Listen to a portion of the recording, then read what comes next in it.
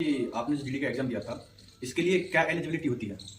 जी, physical में क्या क्या होता है इसके बारे में बताइए थोड़ा। इंडिविजुअल सब्जेक्ट के बारे में बताइए, आपने मैथ्स की तैयारी कैसे करी थी? क्योंकि यार टेट है हमारे बच्चों की क्वेरीज आती हैं काफी कि भैया हमारे आपको ऑप्शन दूं CISF या यूपी प्लस, तो आप किसको चूज करना चाहोगे? आप अपने ओपिनियन से बताइए। देखिए, सीजीएल भी मैंने क्रैक किया है, सीपीओ भी मैंने क्रैक किया है, सीएसएसएल भी मैंने क्रैक किया है, लेकिन फाइनल मेरा किसी में नहीं हो पाया। फाइनल मेरा इस जीडी 2024 में हुआ है। हेलो जैन फ्रेंड्स, तो कैसे हैं आप सभी? मैं आपका भाई कपिल आप सभी का स्वागत करता हूं अपने चैनल पर। तो काफ़ी टाइम से हमारी ऑडियंस कह रही थी कि भैया कैसे वीडियो नहीं डाल रहे, काफ़ी टाइम से इनएक्टिव था मैं यूट्यूब पर। तो आज मैं बता दूं कि मेरा सीजल मेंस का एग्ज़ाम है आने वाले टाइम में, तो इस वजह से थोड़ा इनएक्टिव था यूट्यूब पर। आज थोड़ा टाइम निकाला है वीडियो डालने के लिए, जिसमें हमारे साथ हैं Prashant Bhardwaj, all India rank 440 through SSC GD। ये हमारे भाई CISF सिलेक्टेड हैं। आज इनसे हम जानेंगे कि उन्होंने तैयारी कैसे करी थी, कहाँ से करी थी और किस प्लेटफॉर्म को फॉलो किया था, या इन्होंने कितने टाइम तैयारी करी थी। और तो आइए हम जानते हैं प्रशांत जी से उनकी जर्नी के बारे में। तो प्रशांत जी, आपका स्वागत है हमारे चैनल पर। तो हमारी ऑडियंस काफ़ी टाइम से डिमांड कर रही थी वीडियो की, तो आप अपना इंट्रो दीजिए सबसे पहले। जय हिंद मेरे सभी साथियों। जैसा कि आपको मेरे भाई ने बताया कि मैं SSC GD 2024 के through all India rank 440 CISF पद के लिए सिलेक्ट हुआ हूँ। प्रशांत जी, आपने जो GD का एग्जाम दिया था, इसके लिए क्या एलिजिबिलिटी होती है? जी, इसके लिए आप 10th पास होनी चाहिए, आपकी हाइट 170 सेंटीमीटर प्लस होनी चाहिए, 170 सेंटीमीटर भी चलेगी, और आपकी एज 18 वर्ष या उससे अधिक होनी चाहिए। 18 वर्ष मतलब जनरल की हम देखी जाए मोटे तौर पर, तो 18 तो हमारी एज होती है मिनिमम एज, और हाइट हमारी 170 जनरल के लिए। जी, जनरल की मैक्सिमम एज कितनी होती है? अगर आप UR कैटेगरी से हो, अनरिजर्व कैटेगरी से, तो आपके लिए 18 साल मिनिमम और 23 साल मैक्सिमम। और अगर आप रिजर्वेशन ले रहे हो तो रिजर्वेशन के हिसाब से उसमें छूट मिल जाती है, रिलैक्सेशन मिल जाता है आपको। हाँ। तो प्रशांत जी, जो GD का एग्जाम होता है इसमें फिजिकल होता है, फिजिकल में क्या क्या होता है इसके बारे में बताइए थोड़ा। जी, आप जैसे कि रिटन आपने पास किया तो उसके बाद आपका फिजिकल होता है, जिसमें आपकी रनिंग कराई जाती है। सबसे पहले वो आपकी हाइट मेजरमेंट करते हैं फिजिकल में। अगर आप हाइट पूरी है आपकी तो उसके बाद वो आपकी रनिंग कराते हैं। रनिंग में आपका टास्क इवेंट होता है कि 5 किलोमीटर के लिए आपको 24 मिनट दी जाती हैं। इसमें कोई रनिंग के नंबर नहीं होते हैं, जस्ट आपको क्वालिफाई क्वालिफाइंग नेचर की होती है। तो प्रशांत जी, जो आपने फिजिकल दिया था, तो आपका जो फिजिकल हुआ था GD का, वो ग्राउंड में हुआ था या फिर रोड पर, किस हुआ था? मेरा फिजिकल रोड पे हुआ था, और शायद GD में जितने मैंने देखे थे सबका रोड पे, और इसका रोड पे ही होता है मेनली रोड पे। लॉन्ग रनिंग होती है, लॉन्ग रनिंग होती है 5 किलोमीटर नहीं होता ना वैसा। इस चिप वाला कोई सिस्टम नहीं होता है, इसकी रनिंग रोड पर ही कराई जाती है। तो प्रशांत जी, आपने जो तैयारी करी थी, तो इंडिविजुअल सब्जेक्ट के बारे में बताइए। आपने मैथ्स की तैयारी कैसे करी थी? क्योंकि काफी बच्चे होते हैं उन्हें मैथ्स से डर लगता है, अलग अलग सब्जेक्ट से डर लगता है। जैसे GS से डर लगता है किसी को मैथ्स से डर लगता है कि भैया मैथ्स में हमारे नंबर नहीं बन पा रहे हैं, कैसे मैथ्स को तैयार करें, या फिर कैसे प्रैक्टिस करें, या किस प्लेटफॉर्म से तैयारी करें। तो सबसे पहले आप इंडिविजुअल बताइए हम सब्जेक्ट के तौर पर कि आपने जो तैयारी करी थी। वैसे कि आप मैं सभी को बता दूं, GD का एग्जाम हमारे 160 मार्क्स का होता है, जिसमें 80 क्वेश्चन आते हैं, जिसमें 20 मैथ्स के क्वेश्चन आते हैं, 20 GS के क्वेश्चन आते हैं, 20 रीजनिंग के क्वेश्चन आते हैं, और 20 इंग्लिश या हिंदी, एक चूज कर सकते हैं आप, उसमें से किसी एक को ले सकते हैं, या तो हिंदी या इंग्लिश। तो इसमें टोटल 4 सब्जेक्ट होते हैं जी। हिंदी और इंग्लिश ऑप्शनल होता है, हाँ, शायद मैं सही कह रहा हूँ? जी जी। तो 160 मार्क्स का होता है एग्जाम, 80 क्वेश्चन आते हैं, जिसमें 1/8 की नेगेटिव मार्किंग होती है जी। तो प्रशांत जी, हम आपसे इंडिविजुअल पूछना चाहेंगे, क्योंकि ऑडियंस हमारी काफ़ी टाइम से डिमांड करती आई है कि भैया GD के लिए तैयारी करनी है, आने वाली वैकेंसी उनके लिए तैयारी करनी है। तो प्रशांत जी, आप ये बताइए कि आपने जो तैयारी करी थी उसके लिए मैथ्स के लिए आपने क्या फॉलो करा था, कैसे तैयारी करी थी, या किस प्लेटफॉर्म से तैयारी करी थी? सबसे पहले आप मैथ्स के बारे में बताइए। देखिए, मैथ्स का मैं बताना चाहूँ तो मैथ्स मेरा भी उतना बढ़िया सब्जेक्ट शुरू से रहा नहीं है, क्योंकि मेरे पास 12th में कॉमर्स थी, तो मैथ्स मेरा भी उतना बढ़िया नहीं था। लेकिन मैंने मैथ्स रोजगार विद अंकित चैनल है यूट्यूब पे, जहाँ से आजकल सभी लोग तैयारी कर रहे हैं, तो मैंने भी वहीं से तैयारी की थी। वहाँ मैथ्स के बढ़िया टीचर है राहुल त्योतिया सर, वो स्पेशल कोई भी एग्जाम होता है तो उसी की रिगार्डिंग स्पेशल सीरीज चला देते हैं, जैसे कि उन्होंने GD से पहले भी चलाई थी। तो मैंने GD की उनकी क्लासेस ली सारी वहां से, और मेनली मैंने प्रीवियस ईयर मॉक लगाए थे, और इनके ही प्लेटफॉर्म पे रोजगार विद अंकित नाम का ऐप है इनका, वहीं पे ये मिनी मॉक देते थे मैथ के, वही मैंने लगाए सेक्शनल टाइप के। तो वही मेरा मेनली सोर्स रहा था मैथ के लिए। तो मैथ्स के आपकी GD में मैथ्स में क्या स्कोर था? मेरा GD में 20 आउट ऑफ 20 था। मेरे 20 के 20 क्वेश्चन सही थे, 40 नंबर थे, 40 में से 40 थे। काबिल तारीफ प्रशांत जी, इकोनॉमिक बैकग्राउंड से, मतलब कि आर्ट बैकग्राउंड से होने के बाद भी आपने मैथ्स में 20 में से 20 स्कोर किया, तो आपने उस हिसाब से मेहनत भी की होगी। तो प्रैक्टिस आपने मतलब कि मेनली मिनी मॉक से करी? जी जी। किसी बुक को फॉलो करा मैथ्स के लिए? मैथ्स के लिए मैंने बुक तो नहीं फॉलो की। मैं मेनली आपको बताऊं, मैं क्या करता था कि जो ये स्पेशल सीरीज बनाते थे उसी को मैं रफ कॉपी पे लगाता था, और जो मेरे को सवाल लगता था कि ठीक ठाक लेवल का है या मेरे से नहीं बना तो मैं उसको एक स्पेशल कॉपी पे उतार लेता तो था। आपने मॉक कॉपी बना रखी थी? हाँ, मॉक कॉपी बना रखी थी मैं, और जिस दिन मेरा पेपर था उससे मैंने 10 दिन पहले वो सारे क्वेश्चंस रिवाइज किए थे। अच्छा, तो मैथ्स के लिए आपने ये स्ट्रेटेजी जी। बनाई? जो मेरे और मॉक में जो मेरे पे क्वेश्चन नहीं बना वो मैंने उतार लिया, जो मेरे को प्रीवियस ईयर पेपर में नहीं बना वो मैंने इस कॉपी में उतार लिया, और पेपर से 10 दिन पहले वो मैंने सारे क्वेश्चंस रिवाइज कर लिए। अच्छा, तो प्रशांत जी, ये मॉक लगाने से, मैथ्स हमारे मॉक लगाते हैं, जैसे आपने मॉक लगाई, आपने बताया कि आपने मैथ्स में 20 में से 20 स्कोर करा, तो आप ये बताइए हमारी ऑडियंस को कि मॉक की वैल्यू क्या है, क्या इंपोर्टेंस है आखिरकार मैथ्स का स्कोर बूस्ट करने में, अच्छा स्कोर करने में मैथ्स की क्या वैल्यू है, मतलब कि मॉक्स की क्या वैल्यू, उसके बारे में बताइए। जैसा कि हम देख रहे हैं आज के एरा में कंपटीशन बहुत है, और इवन अगर आपको कोई पेपर पास करना है तो आपको मैथ में 90% से प्लस स्कोर करना पड़ेगा। मैथ रीजनिंग में तो ये समझिए 90-95% प्लस आपको स्कोर करना ही पड़ेगा। मैथ की बहुत वैल्यू है आज के हर एग्जाम में। जैसा कि मैंने बताया, मेरे तो मेन सोर्स 2 ही थे, RWA वाला और टेक्स्ट बुक के प्रीवियस ईयर में, मैंने वहीं से तैयारी करी थी। वैसे भी आप जब किसी भी प्लेटफॉर्म को फॉलो कर लीजिए, जब तक आप सेल्फ प्रैक्टिस नहीं करेंगे, अपने ऊपर काम नहीं करेंगे, या प्रीवियस ईयर का एनालिसिस नहीं करेंगे, जब तक कुछ नहीं होगा, तो आपको प्रीवियस ईयर की प्रैक्टिस करनी है। इनका कहने का मतलब ये है। जी जी। और किसी एक टीचर को पकड़ लो आप, या RWA या कोई भी टीचर जो आपको अच्छा लगता हो, जो आपके लिए सूटेबल हो, आप उसको पकड़िए, उससे अपना सिलेबस कंप्लीट करिए, उसके बाद मॉक लगाइए, अपने सेशनल मॉक लगाइए, और अपने मैथ्स के स्कोर को बूस्ट कर सकते हैं। क्या प्रशांत जी सही कह रहा हूँ? जी जी जी। तो चलो, हमारा मैथ्स का सेक्शन खत्म हुआ, जिसमें हमारे लगभग रीजनिंग के 20 क्वेश्चन आते हैं, जो उसके बारे में बताइए, आपने उसकी तैयारी कैसे की थी रीजनिंग? जी, रीजनिंग का तो मेरा एक ही प्राइमरी सोर्स था, प्रीवियस ईयर पेपर, और रोजगार विद अंकित ऐप पर ही मिनी मॉक टाइप के आते हैं, जो कि वो हर सेक्शन के अलग अलग आते हैं मैथ के, रीजनिंग के। तो मेरा वही रीजनिंग का भी सेम वही था कि जो मेरे पे क्वेश्चन नहीं बना उसको मैंने कॉपी पर उतार दिया। मतलब रीजनिंग के लिए आपकी यही स्ट्रेटजी थी? केवल प्रीवियस ईयर मॉक और मिनी मॉक।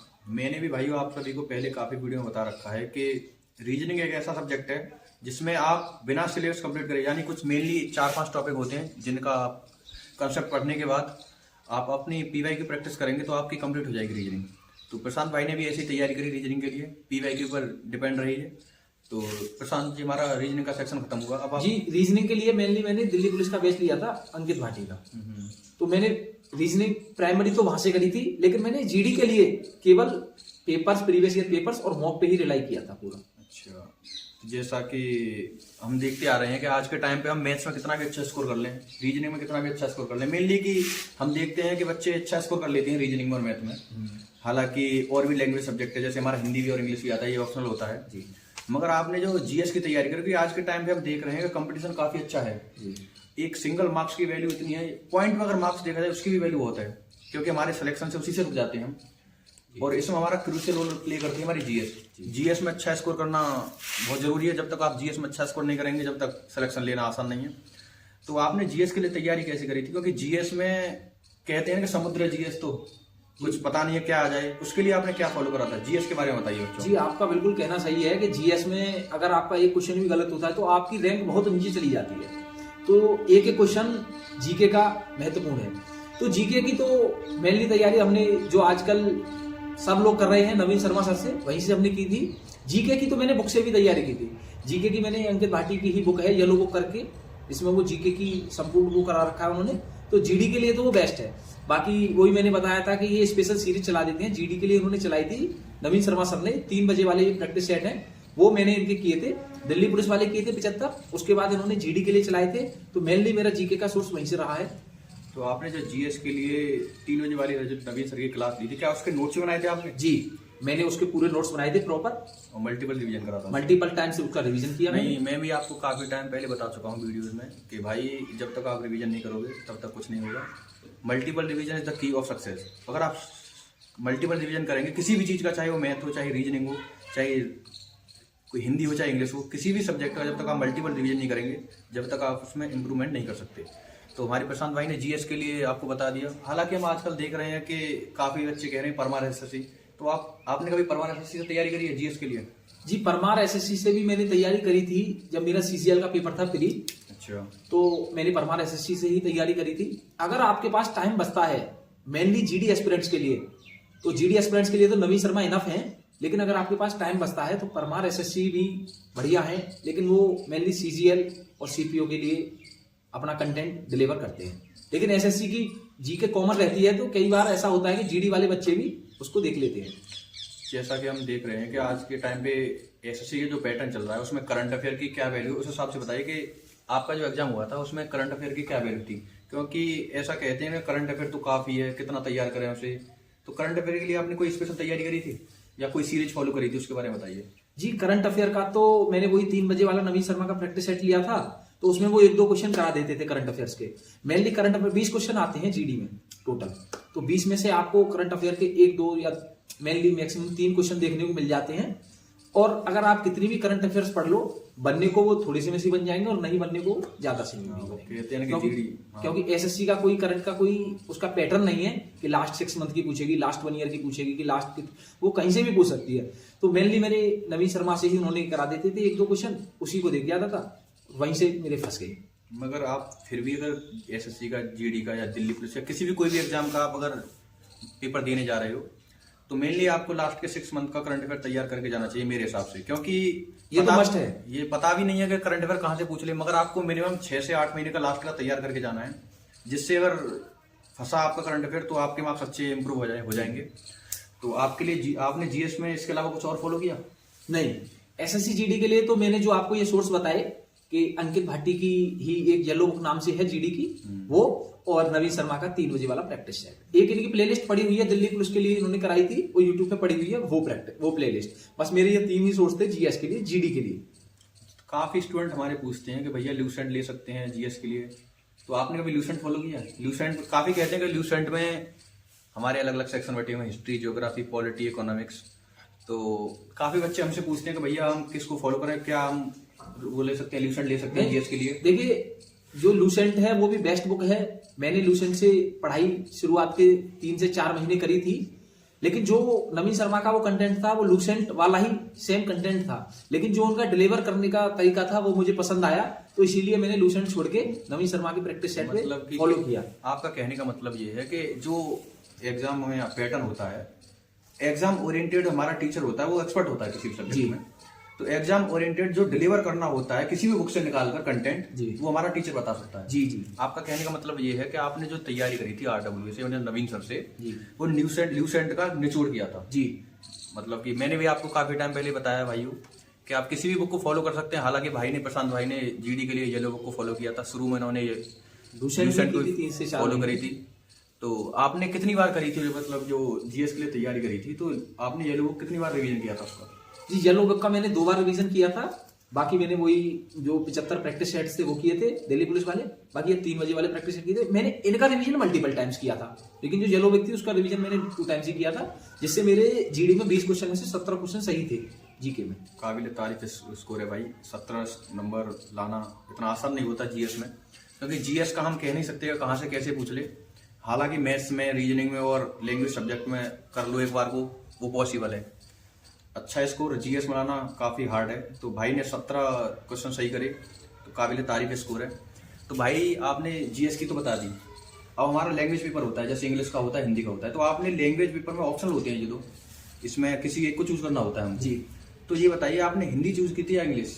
जी, मैंने हिंदी चूज की थी इसमें। और आपने जो 12th अपनी करी है किस बैकग्राउंड से करी? वो मैं इंग्लिश मीडियम से की थी, क्योंकि अब पता नहीं मेरा माइंड उस टाइम पे जब मैं पेपर क्लिक करना था तो मेरे सामने हिंदी ही खुलाई, तो मैं हिंदी ही अटेम्प्ट करता चला गया। मेरे हिंदी में भी 17 क्वेश्चन ही बने थे मेरे पे, जो कि अगर मैं शायद इंग्लिश करता तो पॉसिबल ही हो सकता था कि ज्यादा हो जाते, क्योंकि मैं इंग्लिश बैकग्राउंड का स्टूडेंट रहा हूँ।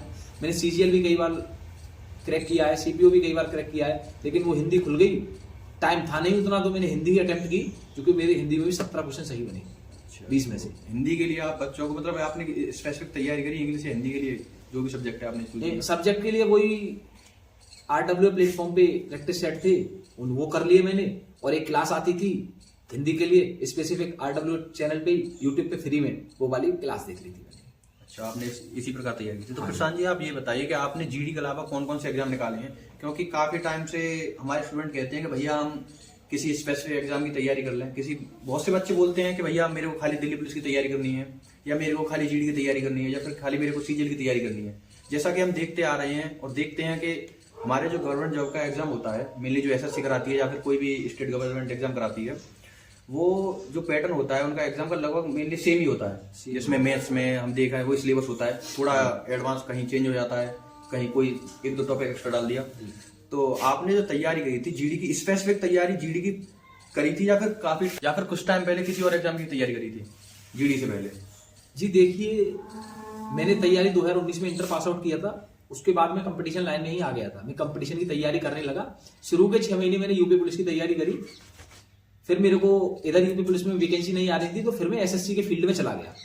और एसएससी के फील्ड में मेरे भाई थे, उन्होंने मेरे को बताया कि अगर आप सीजीएल की तैयारी करोगे तो आपके जितने एग्जाम आते हैं वो सब कवर हो जाएंगे।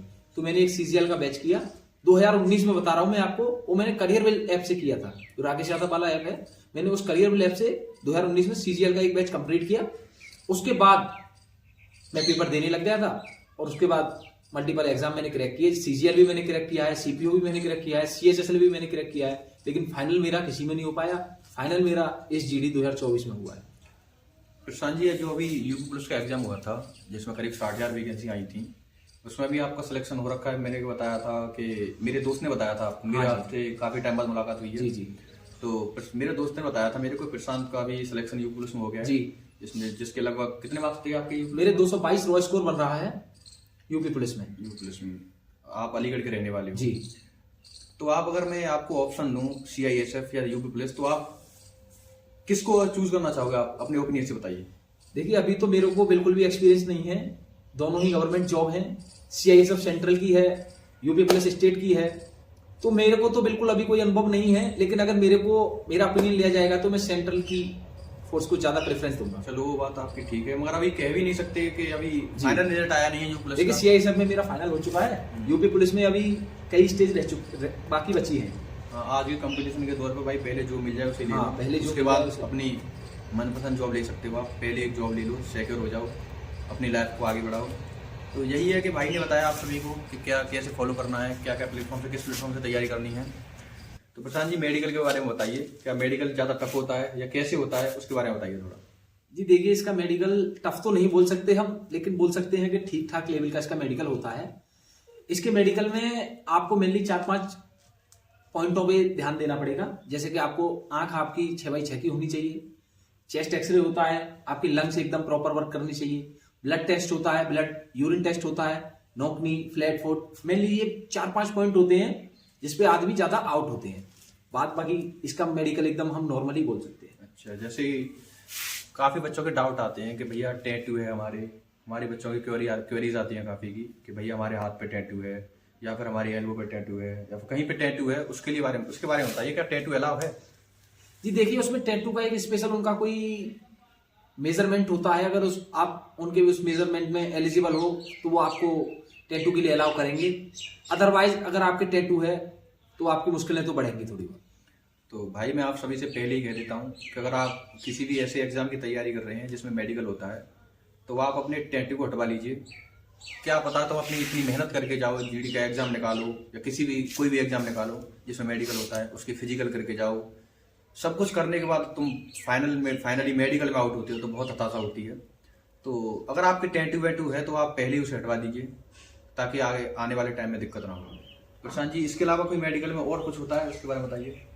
नहीं, मेडिकल में अगर इसके अलावा आपको कोई पॉइंट मिलेगा तो उसमें आपको रिव्यू मेडिकल का चांस मिल जाता है, जिसमें आपको अगर कोई वैसा पॉइंट दिया है तो उसके कटने के चांस अधिक रहते हैं। मेनली जो मैंने अभी आपको बताए थे ये 4-5 मेजर पॉइंट हैं। अगर इसके अलावा आपको कोई हल्का फुल्का पॉइंट मिलता है मेडिकल में तो वो रिव्यू मेडिकल में कटने के चांस उसके रहते हैं। अच्छा, तो हमारे बच्चों की और भी क्वेरीज हैं, जैसे कि भाई किसी का दांत टूटा हुआ है या किसी का कैप चढ़ा हुआ है, क्या जीडी के एग्जाम मेडिकल में ये चीज़ अलाउ है? कैप चढ़ा हुआ दांत हो या फिर अलाउ हो सकता है? जी, वो आपका जो होंगे वहाँ पे डॉक्टर, जो स्पेशल पैनल होगा वो आपका देखेगा। वो पूरे आपके 30 पॉइंट होते हैं डेंटिस्ट के, उसमें उन्होंने एक स्पेसिफिक क्राइटेरिया रखा है 20 या 18 पॉइंट। अगर आपके पूरे ओवरऑल माउथ में 20 पॉइंट या 18 पॉइंट भर रहे हैं तो वो आपको पास कर देंगे। तो प्रशांत जी, आपने फिजिकल की तैयारी करी थी, तो फिजिकल की तैयारी आपने शुरू में बताया जैसे वीडियो में कि इतना होता है, शायद 5 किलोमीटर होती है, 5 किलोमीटर 24 मिनट 24 मिनट में। तो जी। आपने फिजिकल की तैयारी कितने टाइम करी थी, या फिर नोटिफिकेशन आने से पहले तैयारी चालू करी थी, या फिर हमारा जो मेडिकल आपका एग्जाम क्रैक हो गया था उसके बाद तैयारी शुरू करी थी? फिजिकली कैसे तैयारी शुरू करी थी आपने? जी, फिजिकल की तैयारी मैंने पिछले 2 महीने से लगातार कर रहा था, क्योंकि मेरा पेपर जब फरवरी में हुआ था तो उसके बाद आंसर की शायद जून में आ गई थी, जून जुलाई में इसकी आंसर की आ गई थी, तो मेरा स्कोर सही बन रहा था, लेकिन इसका रिजल्ट लेट आया था। तो जैसे ही आंसर की आई थी उसके बाद ही मैं तैयारी करने में फिजिकल की लग गया था। तो मेरी टाइमिंग 1 महीने के अंदर आने लग गई थी, जो कि 24 मिनट में 5 किलोमीटर आती है, तो मेरी 23 मिनट 22 मिनट में आने लग गई थी। उसके बाद मैं अपना आराम आराम से फिजिकल की इसमें तैयारी की। तो प्रशांत जी, आपने तैयारी रोड पे करी थी या फिर ग्राउंड में, कैसे तैयारी करी थी? जी, मेनली जो इसकी दौड़ थी वो तो ट्रैक पे ही हुई थी, लेकिन मैंने रोड और ग्राउंड दोनों पे तैयारी करी थी। तो शुरू के 1 महीने मैंने अपने रोड पर ही करी थी, फिर उसके बाद हमारे यहाँ से ग्राउंड करीब 3 से 4 किलोमीटर की दूरी पे था, तो फिर हम ग्राउंड में जाने लग गए। तो पहले मैंने कुछ तैयारी ग्राउंड पे भी की थी, कुछ रोड पर भी की थी। तो हमारे काफ़ी स्टूडेंट की क्वेरीज आती हैं कि भैया हमारे रनिंग करते टाइम पे शिन पेन होता है, और आपने भी ऐसी प्रॉब्लम फेस करी होंगी, क्योंकि देखते हैं कि रनिंग जो कोई बच्चा हमारा पढ़ने वाले बैकग्राउंड से होता है उसका फिजिकल मेनली अच्छा होता नहीं है जी। तो आप भी पहले से पढ़ने में ठीक ठाक थे जी। तो ये बताइए कि आपने जब रनिंग स्टार्टिंग में शुरू करी थी तो आपको बॉडी में दिक्कत होती होगी, पहले शुरुआत में होती होगी? जी, अगर आपने कभी रनिंग नहीं की और आप रनिंग करते हो तो आपकी बॉडी एडजस्टमेंट होती है उस फेस में, तो थोड़ी बहुत दिक्कत होती है। तो दिक्कत होती है, तो आप ये बताइए कि जो बच्चा हमारा शुरू में तैयारी शुरू करता है फिजिकल की, आप उसके लिए क्या कहना चाहोगे? कैसे तैयारी करनी है, कैसे रनिंग स्टार्ट करनी है, या फिर लॉन्ग रनिंग करनी है स्टार्टिंग से, या फिर शॉर्ट रेंज रनिंग करनी है, कैसे रनिंग करनी है? जी देखिए, अगर आपने रनिंग इतनी नहीं की प्रॉपर और आप पेपर पास कर लेते हो तो आपको कम से कम 3 से 4 महीने चाहिए। अगर आपका वेट ठीक है, बॉडी वेट, तो आपको 3 से 4 महीने चाहिए फिजिकल पास करने के लिए। आपको शुरुआत में थोड़ी लेंथी रनिंग करनी है अपनी सांस को कंट्रोल करने के लिए, उसके बाद आप एडजस्टमेंट करते चले। अच्छा, तो सूट वूट भी लगाते थे आप? जी, सूट भी बहुत महत्वपूर्ण भूमिका निभाते हैं, क्योंकि समटाइम्स ऐसा होता है कि आपके पास टाइम की कमी रह जाती है। जो बिगिनर होते हैं रनिंग में, जब ग्राउंड पे उतरते हैं तो उनके पास टाइम की कमी हो जाती है, तो जो आप सूट लगाते थे प्रैक्टिस में वो आपके बहुत काम आते हैं वहां जाके स्पीड एनहेंस करने के लिए। तो जैसा कि प्रशांत भाई ने बताया, मैं भी आपको पहले बता चुका हूँ, जीडी के एग्जाम में हमारी पहली स्टेज होती है एग्जाम, दूसरी स्टेज होती है हमारी फिजिकल, और तीसरी स्टेज होती है हमारा मेडिकल, लास्ट फाइनल मेरिट लगती है। और मैं आपको पहले काफ़ी वीडियो में बता चुका हूँ कि तैयारी कैसे करनी है, आपको मैंने की बता दी है, सक्सेस की क्या है। तो इन कीज़ को फॉलो करोगे आप जरूर सफलता पाओगे। धन्यवाद, मिलते हैं अगली वीडियो में। थैंक्स।